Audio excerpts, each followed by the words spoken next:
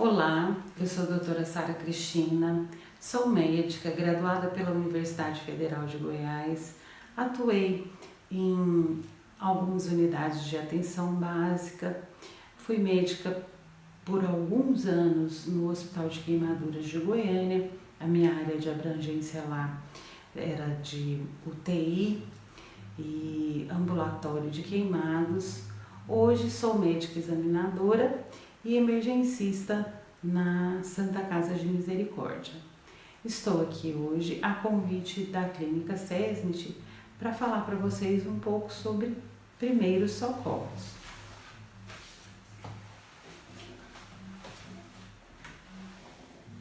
Bom, o tema primeiros socorros é extremamente abrangente.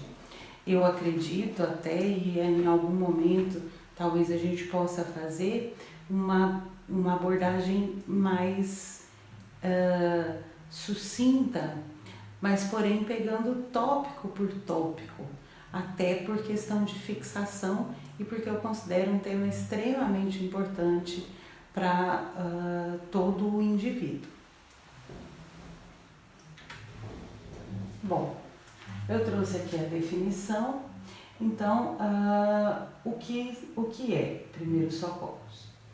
Então, é o primeiro atendimento prestado a uma pessoa com o objetivo de manter as suas funções vitais, respiração, pulso e circulação, e evitar que o seu estado piore até que receba assistência médica. Está bem destacado aqui em vermelho o objetivo,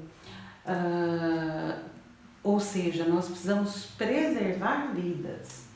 E algo que eu considero extremamente importante, evitar que o seu estado piore. Nós estamos falando de um pronto-socorro, de uma prestação de socorro leiga. Então nós precisamos fazer de tudo para que esse paciente melhore, preservando suas funções vitais e evitando que qualquer intervenção, mesmo nossa ou mesmo do meio externo, piore o seu estado. Aqui seriam alguns telefones úteis, em alguns estados, em algumas cidades menores a gente poderia não contar com eles, mas assim, os mais interessantes para essa prestação de socorro seriam o SAMU 192 e a Brigada de Bombeiros 193. Mas lembrando que qualquer um desses serviços poderia prestar auxílio especializado. Eu trouxe aqui, essa ilustração é meramente explicativa. Aqui a gente tem um incêndio de grandes proporções, um grande incêndio. Seria só para exemplificar para vocês a nossa área de atuação. Nós não podemos, como socorristas leigos, atuar naquilo que não é mais na nossa esfera de possibilidades, correndo o risco exatamente de piorar o agravo de saúde do paciente que está sendo acometido daquele agravo e possivelmente colocando a nossa vida em risco. Então, num incêndio desses de grandes proporções, não cabe mais a nós, por maior que seja a nossa intenção, né, de socorrer, já não cabe mais a nós essa interferência e deixemos isso para o resgate especializado. E já que a gente tocou em incêndio, vamos falar um pouco sobre queimaduras. Então, assim, lembrar que queimadura não é provocada só por fogo.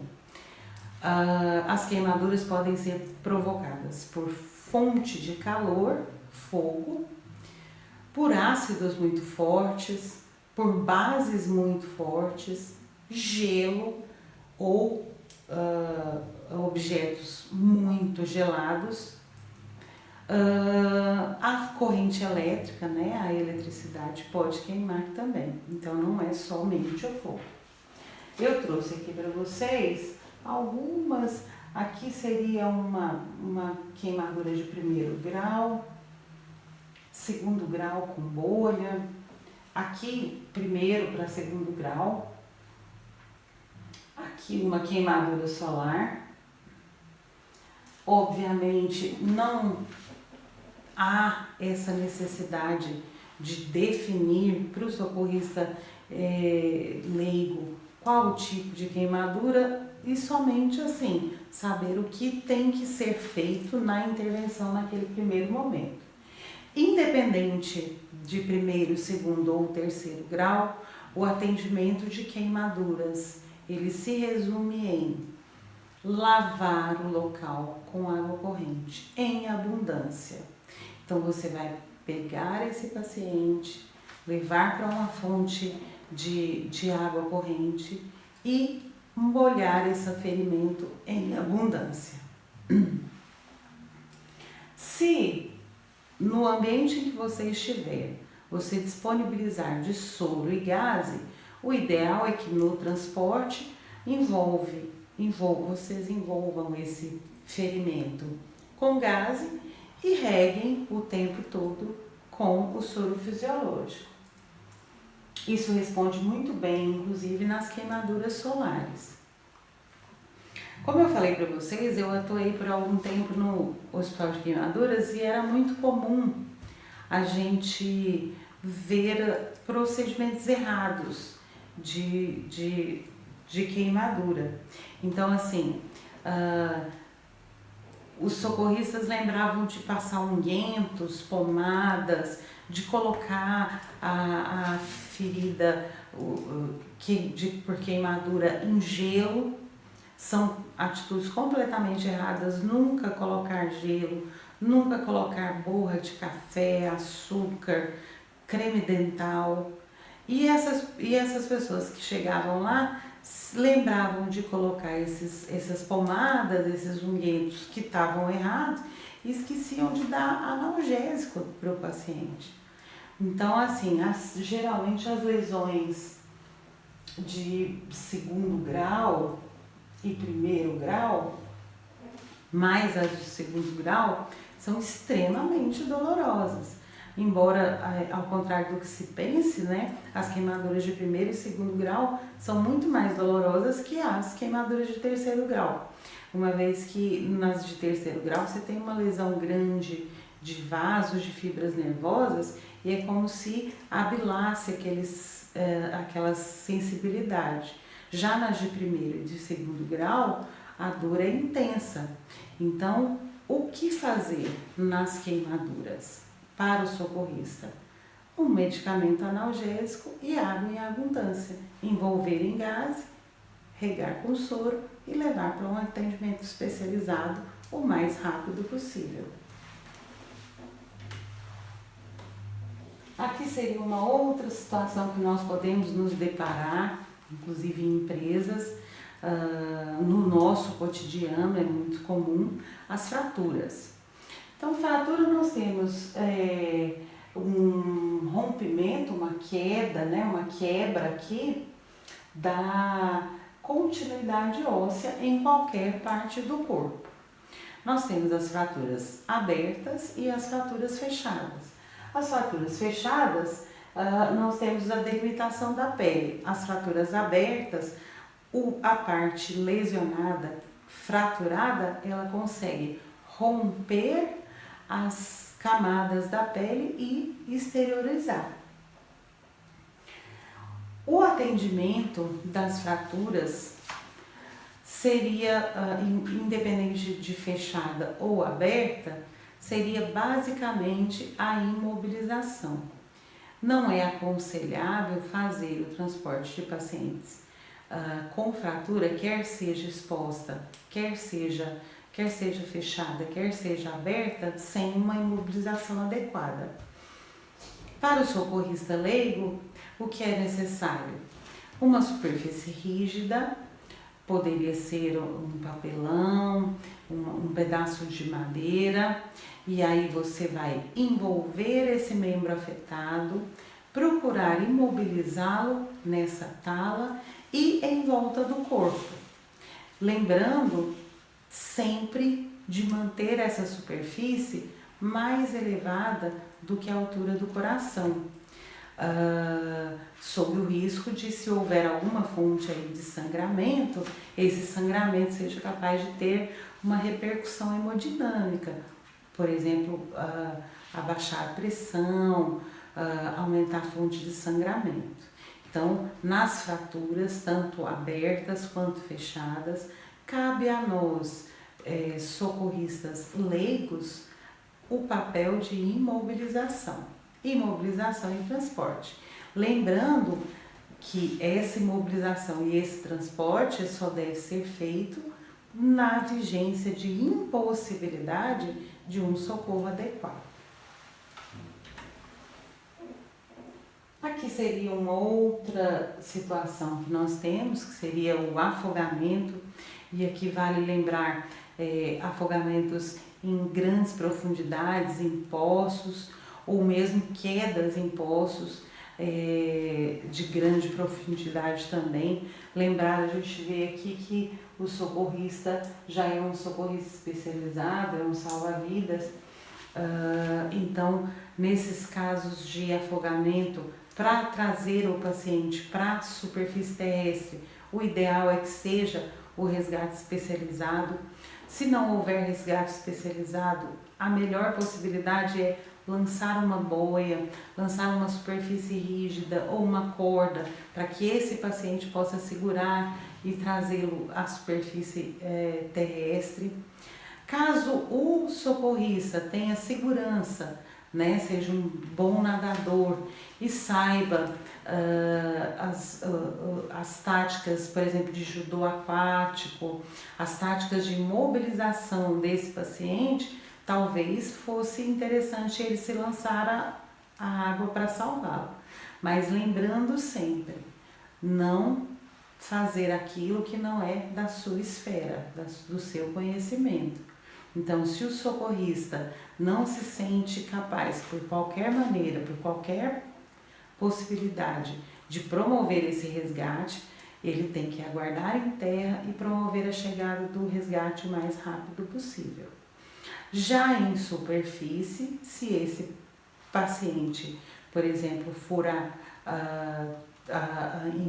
se a gente se deparar com esse paciente em PCR, em uma parada cardíaca ou uma parada respiratória, aí sim o socorrista poderia iniciar as manobras que a gente vai abordar daqui a pouco.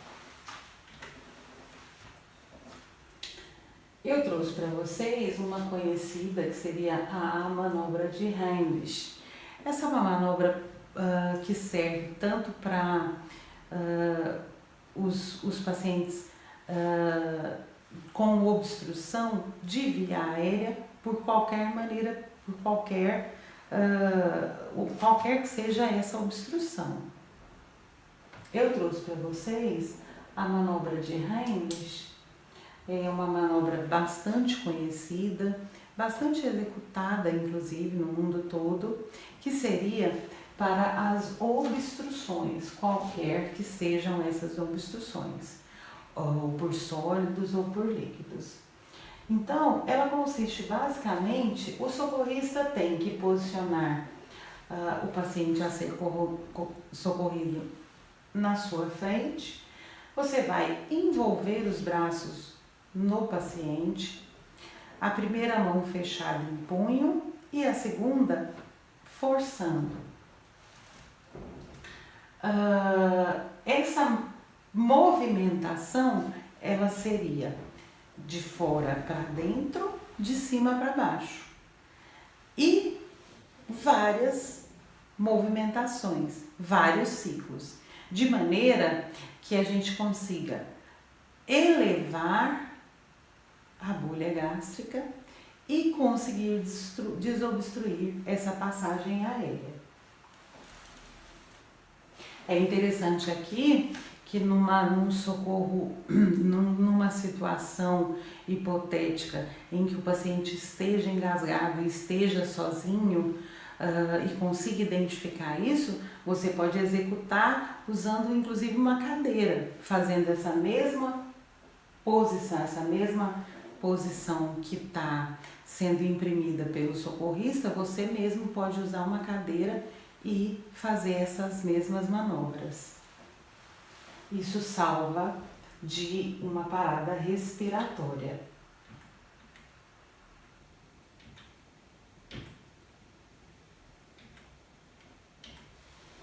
Aqui eu trouxe uma outra situação que seriam as amputações.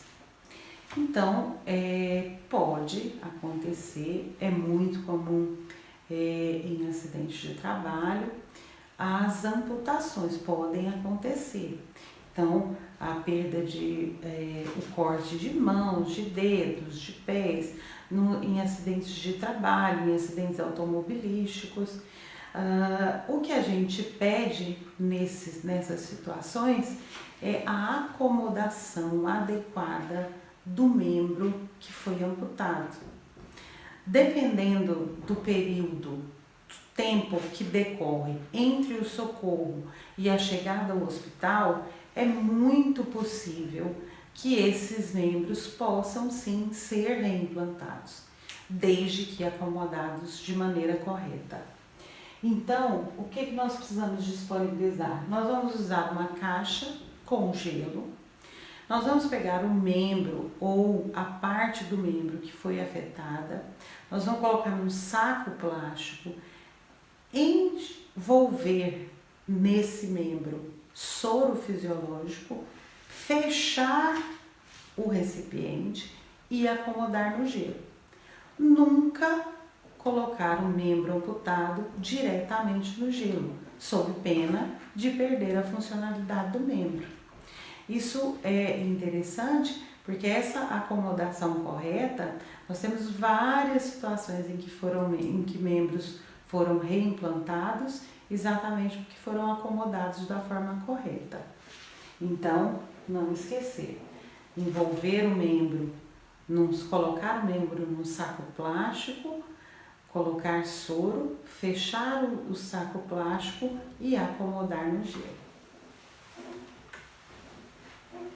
Uma outra situação que nós podemos nos deparar seriam com as convulsões, as crises convulsivas.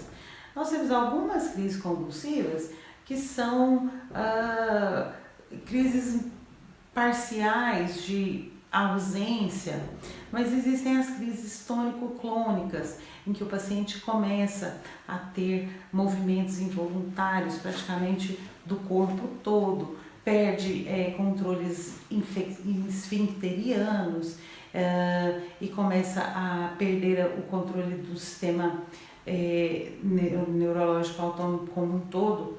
Então, assim, uma hipersalivação, uma cialorreia, e essas são situações em que o socorro se faz necessário. O ideal, quando a gente se deparar com pacientes que apresentem a crise convulsiva, é colocá-lo em uma superfície plana, de preferência que não tenha altitude, né, que não seja elevada, sob o risco do paciente cair e fazer uma complicação, como por exemplo o TCE. Nós podemos deixar esse paciente se debater durante a convulsão. O que a gente precisa fazer é fixar a cabeça, de maneira que ele também não possa provocar uma concussão ou um TCE na hora da crise. Se possível, envolver a boca com gaze para evitar mordedura, principalmente da língua. Se esse paciente apresentar durante a crise, geralmente tem crises assim que são muito mais intensas e apresentam essas cialorreia, essa salivação em excesso, virar a cabeça do paciente de lado, sob o risco de esse paciente engasgar com a própria saliva ou fazer uma broncoaspiração, essa saliva provocar uma broncoaspiração. Após a crise, você pode permitir, existe uma lenda, né, de tentar manter o paciente acordado, conversando, mas as crises convulsivas, especialmente as tônico-clônicas, eu trouxe aqui para vocês. Então a gente tem uma descarga elétrica muito grande cerebral. Isso provoca no paciente uma exaustão muito grande. Então, após a crise, é permitido sim deixar o paciente descansar o tempo que for necessário e só então tentar comunicar com ele, avisar que ele teve a crise, se ele já sabia que possuía essas crises e para onde levá-lo a partir do momento que finalizar a crise. Bom, como eu disse para vocês, o tema primeiros socorros ele é bem abrangente. Talvez em algum momento a gente possa abordar tópicos, tópico por tópico, senão ficaria muito grande, mas eu procurei trazer aqueles mais comuns e aqui por último eu deixei a PCR, por último, mas não menos importante, que seria a parada cardiorrespiratória. A gente sabe que não existem números muito fiéis no nosso país, mas estimativas dão conta de que mais ou menos 1.000 a 1.500 pessoas sofram de morte súbita, parada cardiorrespiratória por dia no nosso país. Chegaria ao extremo aí de 2 a 3 óbitos por hora. São estatísticas bastante semelhantes às norte-americanas. A questão é que a maioria dessas paradas cardiorrespiratórias, elas não acontecem em nosocomio, elas não acontecem no hospital. 75% das PCRs, das paradas cardiorrespiratórias, das mortes súbitas, acontecem no domicílio, acontecem em casa. Isso leva a gente a um questionamento muito grande, pelo seguinte: nós sabemos que o suporte básico de vida, que seriam as manobras de compressão torácica, popularmente conhecidas como massagem cardíacas, não são exclusivas, não são ato médico, não são exclusivas de pessoas que estão atuando diretamente na área de saúde. Qualquer pessoa pode iniciar o socorro. E a gente sabe que é definitivamente essencial e eficaz na reversão da parada cardíaca o primeiro atendimento, o atendimento de suporte básico. Talvez uma disciplina até que devesse ser ministrada nas escolas. A gente sabe que é efetiva, a gente sabe, existem escolas, né? A gente tem um conselho que se reúne a cada 2, a cada 5 anos para definir os protocolos de RCP, de ressuscitação cardiopulmonar, e é praticamente uma unanimidade que o suporte básico feito pelo socorrista leigo é efetivo sim na reversão da parada cardíaca, na redução de morte por PCR, de morte súbita nesses pacientes. Bom, então, o ideal seria a gente definir os passos para essa PCR ser atendida da melhor maneira, da maneira mais adequada. Primeira coisa, identificar a PCR, identificar a parada.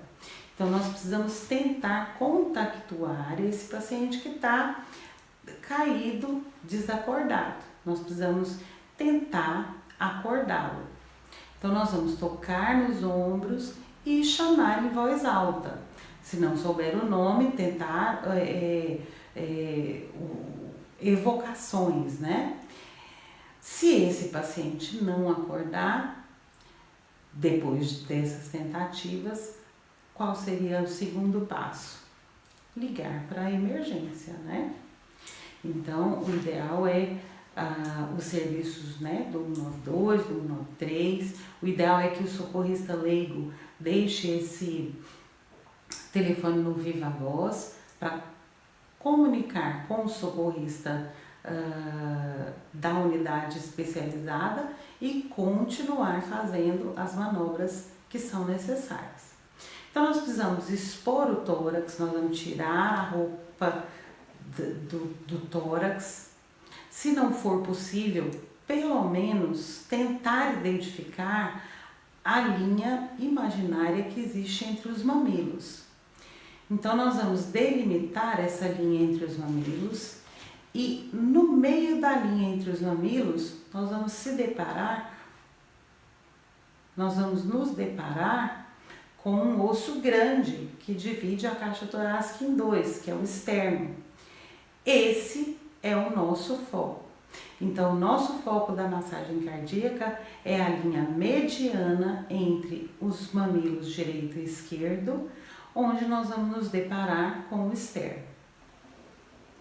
Para iniciar a massagem, nós vamos usar a palma da mão aberta e nós vamos usar o que a gente chama de calcanhar da mão.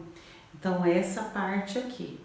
Nós vamos espalmar essa mão e com a outra nós vamos imprimir a massagem. Essa compressão, ela deve ter uma profundidade de mais ou menos 5 centímetros, nunca ultrapassar os 5 centímetros, sob risco, sob pena de lesionar. E nós vamos tentar imprimir a massagem colocando o peso no nosso próprio corpo. As sociedades American Heart e as sociedades que estudam a parada cardiorrespiratória dão conta de que o ideal para essas compressões seria de 100 a 120 compressões por minuto. E ela até aconselha o socorrista a ter em mente algumas músicas que simulariam essa massagem cardíaca. Então, o ritmo da música representaria a massagem cardíaca. Isso é aconselhado pela American Heart Association. Então, a Stay Alive do Bee Gees, a Marcha Imperial do Darth Vader, eu trouxe uma que seria a Move It, Move It. Elas poderiam bem representar esse movimento que nós precisamos fazer.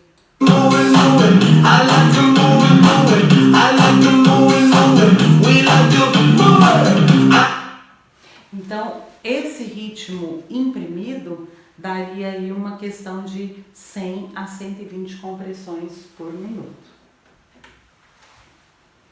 Bom, eu trouxe aqui um DEA. Esse dispositivo, nós temos uma situação específica na parada cardiorrespiratória que seria a fibrilação. A fibrilação cardíaca é como se o coração recebesse várias cargas incoordenadas e esse coração ele não consegue bater, ele fibrila, ele tremula. Quando ele tremula, ele não consegue mais fazer o aporte sanguíneo necessário. Essa é uma situação em que o DEA seria bastante útil. O DEA é um dispositivo que faz a própria leitura, é um dispositivo relativamente simples. Então a gente vai colocar essas pás em locais específicos do coração e ele vai dizer: a fibrilação, esse coração tremulando, ele é um dos indicativos de choque. O DEA é capaz de identificar a fibrilação e indicar o choque. Algumas cidades maiores têm já, por lei municipal, a obrigatoriedade de manter esses aparelhos, esses DEA, especialmente em locais de grande circulação, tipo restaurantes, shoppings, aeroportos. Mas é um aparelho também que, apesar de ser um aparelho relativamente simples, é um aparelho que também demanda um certo conhecimento. E até para os casos desses ritmos que são chocáveis, que merecem choque cardíaco, se não houver um dispositivo assim, a massagem cardíaca se torna bastante eficaz. E aí a gente vai ficar a pergunta sobre a respiração boca a boca, né? Então, como eu disse para vocês, os protocolos de atendimento às paradas cardíacas, eles são revisados a cada 2, a cada 5 anos, e observou-se que, além do risco iminente de contaminação do socorrista leigo com a respiração boca a boca, as compressões torácicas, as massagens cardíacas são muito mais eficazes do que manter a via aérea pérvia. Então, a parada da massagem cardíaca piora muito, para fazer a respiração boca a boca, piora muito o prognóstico desses pacientes. Então, hoje, para o socorrista leigo que se deparar com um paciente em parada cardíaca, o ideal é que mantenha compressões torácicas de 5 centímetros entre linhas mamilares no meio do externo, ininterruptas. Daí, por exemplo, a necessidade de que, se houverem outros socorristas próximos, para poder revezar com esse socorrista as massagens, deixando a parte de via aérea a cargo do atendimento especializado. Quando passa para o atendimento especializado, aí a gente vai ter um mecanismo mais seguro, mais eficaz e sem escape de ar, que é esse dispositivo de bolsa, válvula e máscara, e sendo reservado mais para o uso de socorristas não leigos.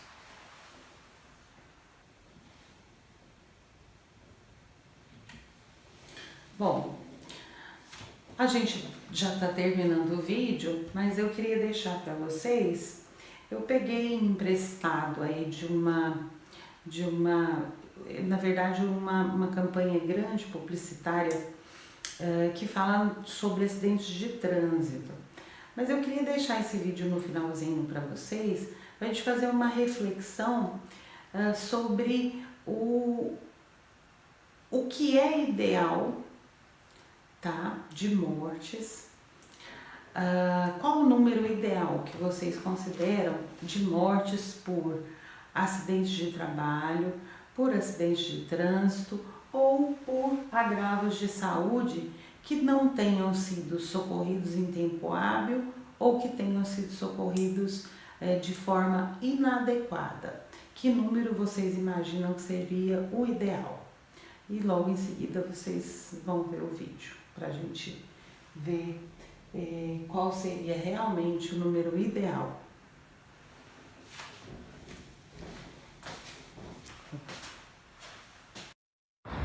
So last year, 249 people died on our roads. What do you think would be a more acceptable number? Acceptable? 70 maybe? Probably 70. Can you send 70? Actually, this is what 70 people looks like.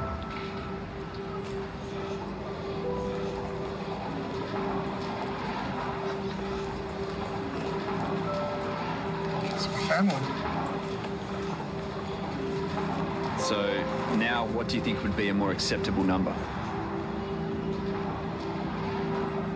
0. 0.